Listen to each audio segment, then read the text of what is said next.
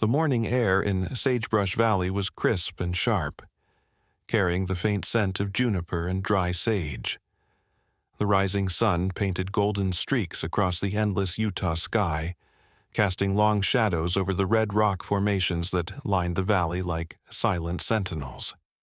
Dr. Hannah Whitaker stood at the edge of a quiet stream, adjusting the settings on her thermal camera, her fingers moving with the calm certainty of someone who'd done this 1,000 times before.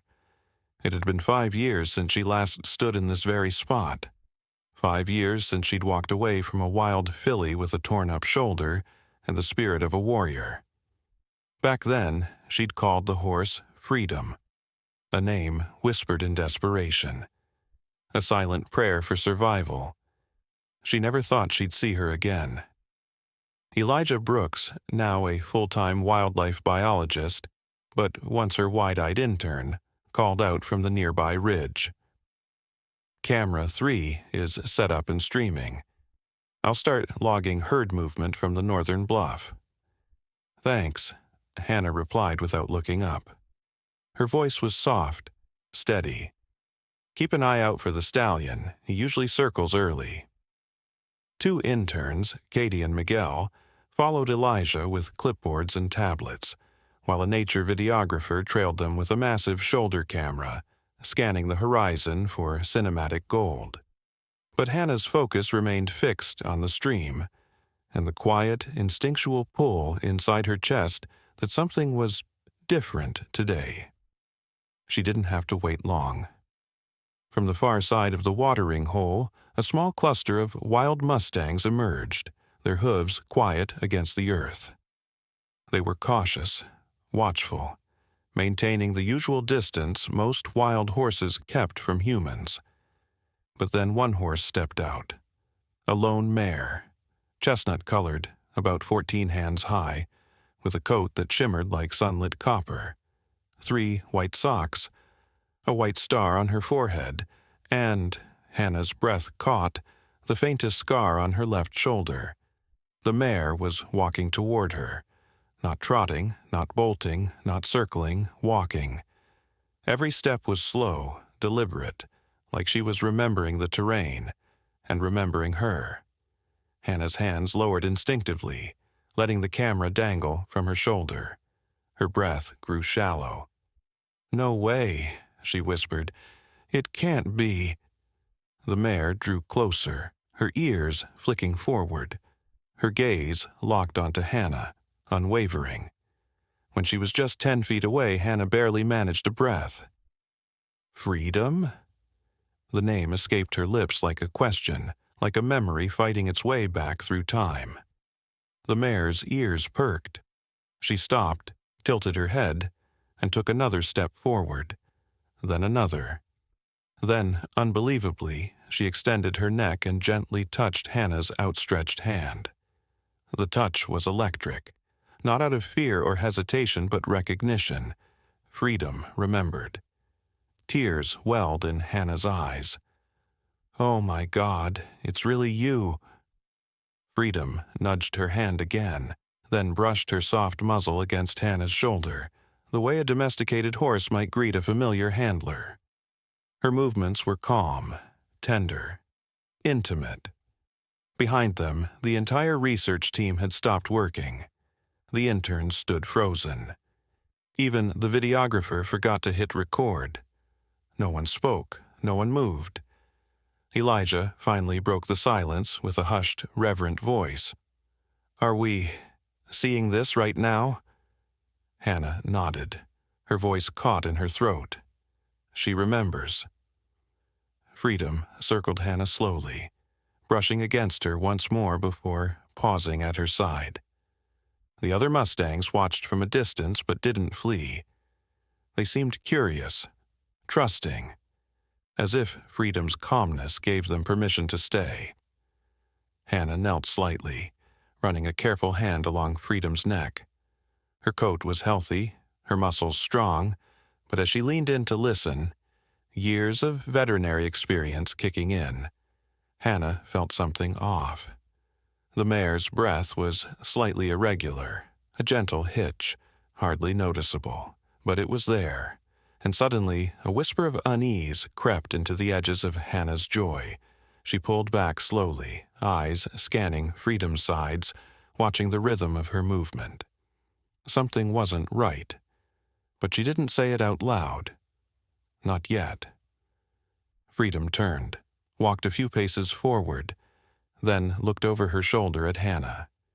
It was the same look Hannah had seen 5 years ago, when that mangled filly had struggled to her feet in the clinic and taken her first step forward.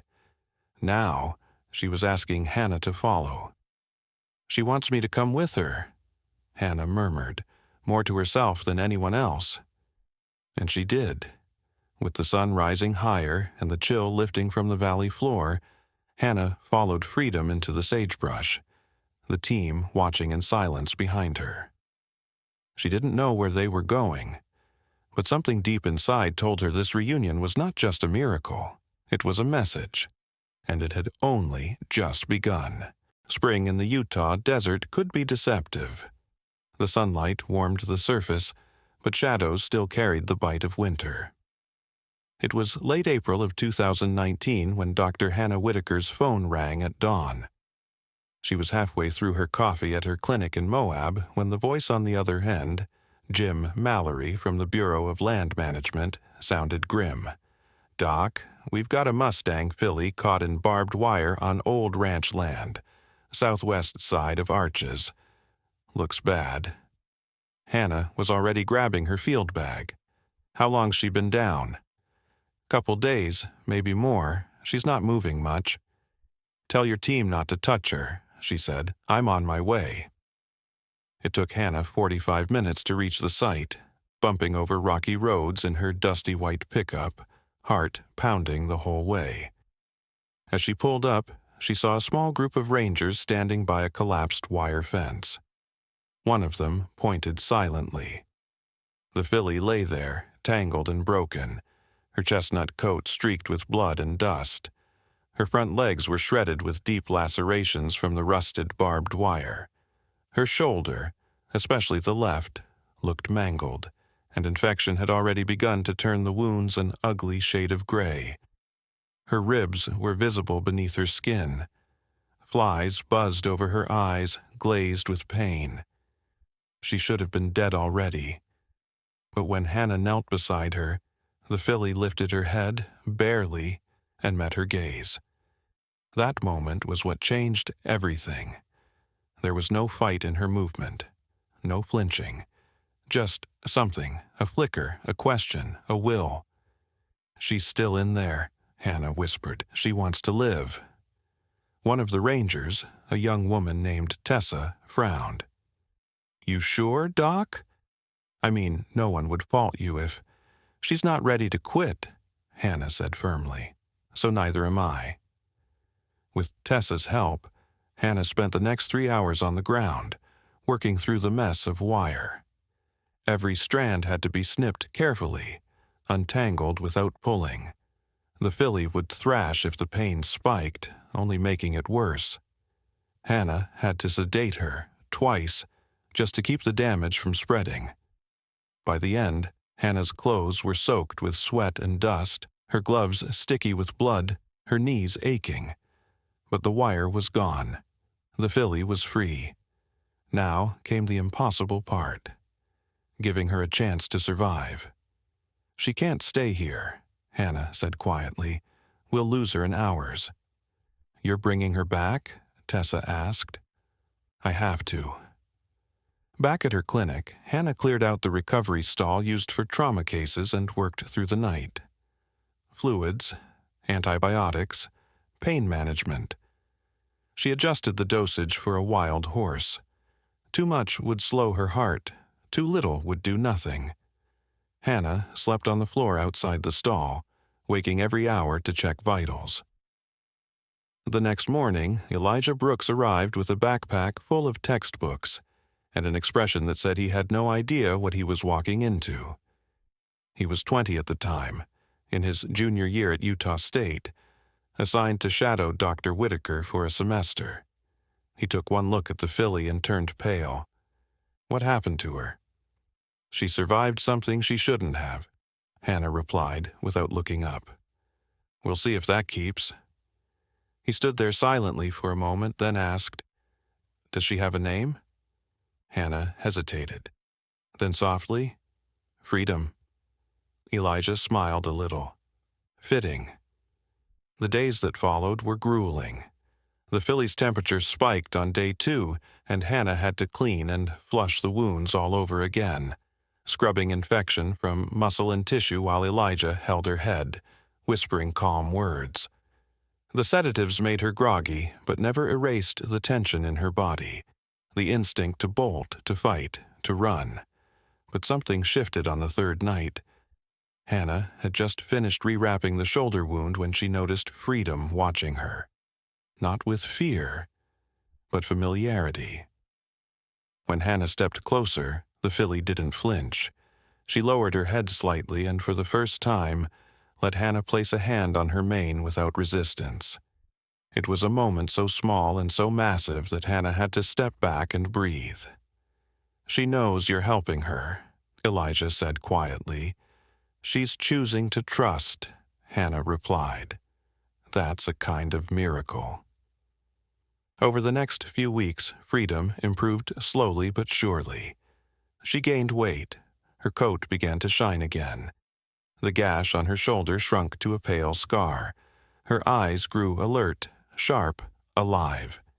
She still avoided the interns, but she would watch Hannah and Elijah with calm awareness, especially when they entered the stall with food or clean bandages. At the 8-week mark, Hannah made the hardest call, releasing her back into the wild. She could have kept her, made her a part of a sanctuary, a living testimony to what medicine and empathy could do. But Hannah knew Freedom didn't belong behind fences. On the morning of her release, Elijah opened the trailer gate near the edge of the Bureau's protected land. Freedom stepped out slowly at first, ears twitching, nostrils wide. Then she broke into a gallop, legs strong beneath her, tail streaming behind her like a flame. They watched her run until she disappeared over the hill. Hannah stood there, unmoving, heart full and breaking at the same time. I don't know if she'll remember me, she said. She doesn't have to, Elijah replied. You gave her a second chance. Hannah nodded slowly. I just hope she uses it. And for 5 years, that was the end of it. Until yesterday. Until that same mare, with the same star on her head and scar on her shoulder, stepped out from the herd and looked at her as if no time had passed. Now, back in the valley, Freedom had just turned away and looked back again, as if beckoning Hannah to follow. And Hannah did. Because something was pulling her forward. Not science, not curiosity, but a bond forged in blood, healing, and memory. A bond that was far from finished. The red rock walls of the canyon towered above them, glowing warm and golden in the early afternoon light. Hannah followed Freedom in silence, stepping carefully through the dry brush as the mare led her down a narrow trail that curved between the cliffs.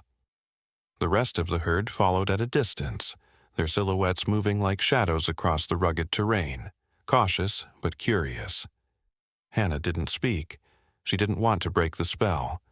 Freedom moved with the confidence of a horse born to the wild, sure-footed, alert, perfectly in tune with her surroundings. But every so often, Hannah noticed her pause. Just for a breath. A brief hesitation. A twitch of the flank. A shift in her stride. It wasn't much, but Hannah saw it. They emerged into a sun-drenched valley floor surrounded by towering sandstone. A quiet stream wound its way through the grass, fed by a spring trickling from a rock shelf. This was no ordinary grazing spot. It was a sanctuary, tucked away and protected. Freedom stopped and looked back, waiting. This is where you live now, huh? Hannah murmured, stepping closer. Freedom lowered her head and drank from the stream. A light breeze stirred the grasses. For a moment, everything was still. Then, from the edge of the clearing, A young colt peeked out from behind a clump of sagebrush. He was small, maybe a year old, with a deep chestnut coat and a curious glint in his eyes.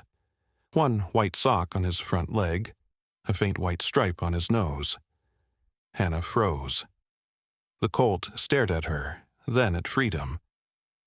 Freedom turned slightly, giving a quiet nicker. The colt took a tentative step forward. "Well, hello there," Hannah said softly, crouching a little. The colt inched closer, ears perked, nostrils flaring. He stopped just a few feet away, then looked back at Freedom, who stood calmly nearby, watching. It was as if she were encouraging him. "Maple," Hannah whispered. "That's what I'll call you." Elijah's voice crackled through her earpiece. "Hannah, you okay out there? We've got visuals from the drones, herds settling near the South Spring." "I'm fine," she replied quietly, eyes still on Maple. "You need to see this." Back at base camp, the team reviewed the footage, but Hannah's attention stayed on Freedom. She stood close to her now, and with each step, each breath, the concern in Hannah's chest grew. The mare's breathing was shallow, too subtle for most eyes to catch, but not Hannah's. She'd seen this pattern before, in rescue horses in sick foals and dying stallions. Freedom lowered her head and gently nudged Hannah's arm, then pressed her forehead softly into her chest. Hannah closed her eyes, feeling the weight of the moment settle over her like dust. "You're trying to tell me something," she whispered. "Aren't you?" Freedom took a few steps toward the far side of the clearing, then looked back again. The same look from earlier. "Follow me." Hannah turned her mic back on. "Eli, do we have the thermal camera ready?" "Yeah," Elijah answered. "We've got one mounted on the gimbal drone and a handheld." "You thinking what I'm thinking?" "Probably worse," she muttered. Dr. Evan Riley met her halfway up the ridge, thermal camera in hand. "We just calibrated it. She'll have to be relatively still." "She will be," Hannah said, taking the camera and crouching beside Freedom. The mare didn't move. She stood perfectly still, even as Hannah brought the lens within inches of her side.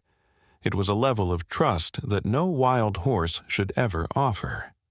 The camera hummed, scanning the area just behind her ribcage. The image lit up the screen in gradients of color. And in the center, a large patch of bright, uneven heat. Hannah's stomach dropped. Elijah looked over her shoulder. That's not right." Dr. Riley rubbed the back of his neck. "It could be a mass, tumor maybe, internal abscess at best. No inflammation around the lungs," Hannah noted. "But the breathing's compromised. It's deep, abdominal." The group stood in silence, staring at the display. Freedom turned her head slowly and looked at Hannah, her dark eyes filled with something ancient and knowing. "She didn't just recognize me," Hannah said quietly. "She came back because she knew something was wrong." "Are you saying," Elijah began. "She sought me out," Hannah said. "Somehow she knew I'd still be here." Freedom stepped closer again and nudged Hannah's hand, then lifted her head to nuzzle her neck. It wasn't a greeting anymore. It was a plea. Back at camp that night, the team fell into a quiet rhythm. No jokes, no chatter, just muted movements and tired eyes. Everyone had seen it. No one wanted to be the first to say what they all feared. Hannah sat beside the small fire, staring into the flames.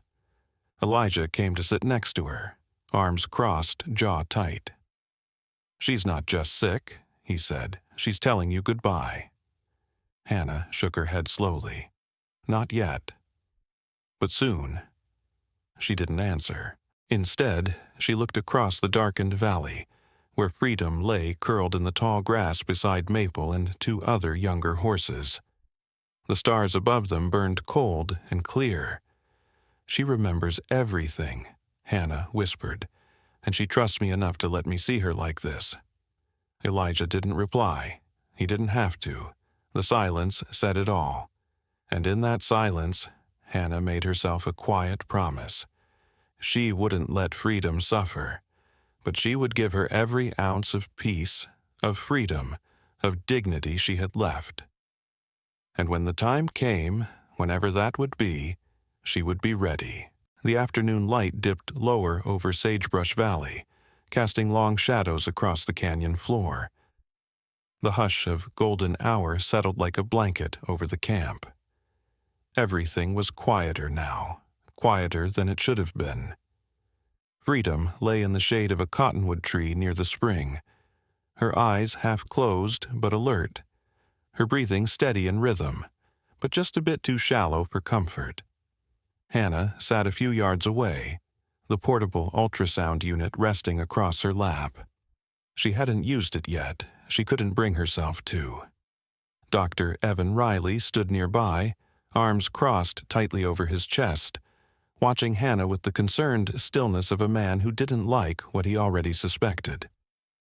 Elijah paced a short distance away, eyes flicking back and forth between Freedom and the orange sky. "We've got to know," Evan said gently. "I know," Hannah replied. "She won't let anyone else near her. It has to be you." Hannah nodded slowly and stood. Her knees ached, her shoulders heavy as stone, but she walked across the dusty earth with quiet determination. Freedom looked up as she approached, ears flicking slightly, then relaxed again when Hannah knelt beside her.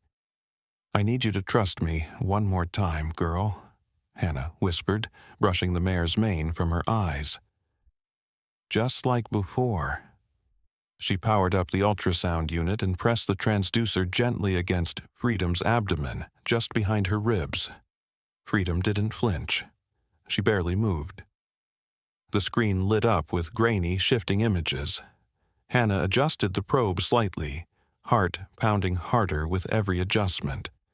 Then she saw it.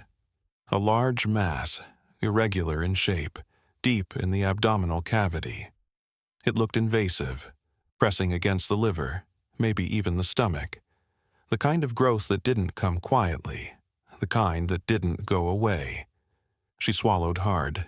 The words came out dry. "There it is."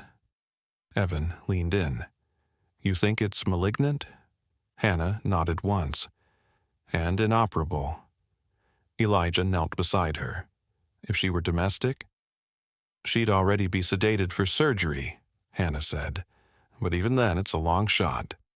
Recovery would be intense. Risk of infection, months of care." He looked at Freedom. "And because she's wild." "We can't do that to her," Hannah said. Her voice cracked. "We just can't."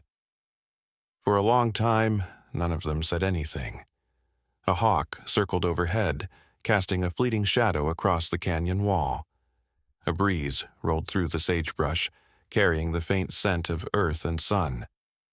"She came to you," Evan said softly. "That means something." Hannah placed her hand gently on Freedom's neck. The mare shifted, just enough to lean into the touch. "She didn't come to be saved," Hannah said. "She came to be seen, to be understood." Elijah's voice was quiet. "So, what do we do now?" Hannah took a breath, long and slow. "We let her live, here, on her terms, as long as she can. No intervention, no traps, no darts, no panic, no cages." Her voice grew steadier. "We give her peace." That evening, Hannah sat beside Freedom as the light turned gold and then deep orange. She mixed a small treat from the camp supplies, oats, slices of apple, a drizzle of honey, and offered it in her open palm. Freedom sniffed it, then licked it up gently. Her eyes glistened, calm and knowing. "You remember this, don't you?" Hannah murmured. "Just like in the clinic, the last night before we let you go." Freedom stepped closer and pressed her head against Hannah's chest. The weight of that touch nearly broke her. It was goodbye without the sound, a language that transcended words. That night, under the blanket of stars, Hannah lay awake near the campfire, watching Freedom sleep. The mare curled near her foal, Maple, and 2 other yearlings, her body relaxed, but her breathing shallow. The herd stood protectively around them, keeping a respectful distance from the humans. Somehow, they understood. The next morning, Hannah made her final decision. She stood before the team, tired but clear-eyed. No sedatives, no relocation. We'll monitor from a distance and document her condition, but this is her home. Elijah nodded slowly. She's earned that. I promised her freedom once, Hannah said. I won't break that now. For the next several days, the team remained camped near the spring. Hannah spent quiet hours with Freedom, talking softly, brushing her mane, watching the other horses gradually begin to trust them too. Maple was the boldest, inching closer each day, often resting beside his mother when Hannah was near. One night, as the stars came out, Hannah sat beside Freedom and tied a thin piece of woven grass into a loop, slipping a smooth river stone into the center. She walked to a lone cedar tree near the spring and hung the loop from a branch. "For you," she whispered, "so this place remembers." And then, after one last look, she returned to the fire, where Elijah sat quietly waiting. "She's not asking us for help," he said. "No," Hannah replied. "She's asking us to let go." They sat in silence, surrounded by moonlight and the distant sound of hooves in the dust. And for the first time since Freedom returned, Hannah felt her heart settle, not from hope of healing, but from the peace of acceptance. Spring returned to Sagebrush Valley with a quiet kind of celebration. The snowmelt carved clear paths through the canyon floor, bringing life back to the scrub brush and wildflowers that clung stubbornly to the rock. Hannah stood at the edge of a new paddock, her boots damp with morning dew, her heart a strange mix of heaviness and hope. Freedom was gone. It had happened just before dawn 2 weeks ago, quietly, gently. She had curled around Maple, her breathing slow, steady until it simply stopped. No thrashing, no fear, just peace. Maple had nuzzled her, confused at first, then rested beside her for hours, watched over by the herd. And when Hannah approached, the other horses had parted like they knew why she'd come. They let her say goodbye. Hannah had buried Freedom beneath the cedar tree near the spring, under the charm she'd left hanging that night, woven grass and a river stone now weather-worn. She hadn't cried much that day. The tears had come later, in waves, sometimes triggered by the smallest things, the sound of hooves, the smell of hay, a distant whinny on the wind. Now she turned to the paddock where Maple stood with 2 other foals, curious and unafraid. He had stayed with the herd for a time, but wandered closer to camp each day, drawn to Hannah the way his mother had been. And this time, she hadn't turned him away. "He's ready," Elijah said, coming up beside her. "Yeah," Hannah whispered, "and so am I." Maple trotted to the fence, his legs stronger now, his frame filling out. There was still wild in his eyes, but it had softened around the edges. She reached out her hand, and he pressed his forehead against her palm. "I see you," she said softly, "just like I saw her." They began training Maple not long after, using only voice cues and gentle touch, never pushing, never forcing. The local paper picked up the story of Freedom's return, and within days, animal lovers across the country had flooded Hannah's inbox. Some asked to donate. Others just wanted to say thank you. But it was the letter from a 10-year-old girl in Arizona that changed everything. "I'm in a wheelchair like Freedom's first trainer," the girl wrote in childlike handwriting. "My horse is scared of the ramp. But I think maybe if Freedom could be brave, we can too." That was the moment the idea took root.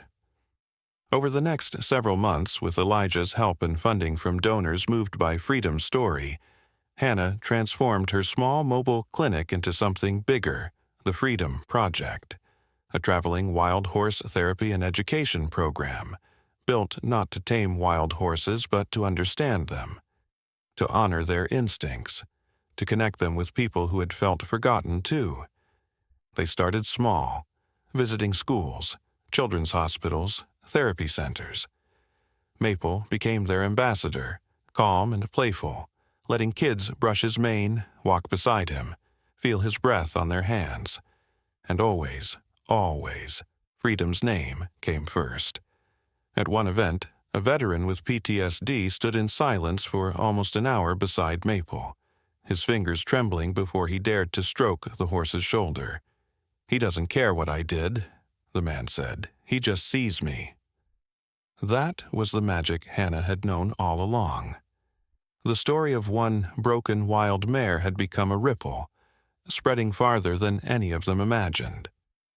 One autumn evening, Hannah stood in front of a packed auditorium in Boise, preparing to speak at a wildlife conservation conference. She was nervous, but then she glanced at the photo projected behind her, Freedom, standing proud on the canyon ridge, mane catching the wind like flame. She smiled. "I was never supposed to see her again," she began. "But sometimes the wild finds its way back to us. Not to be rescued, but to remind us what it means to truly live." When she finished, the crowd rose to their feet.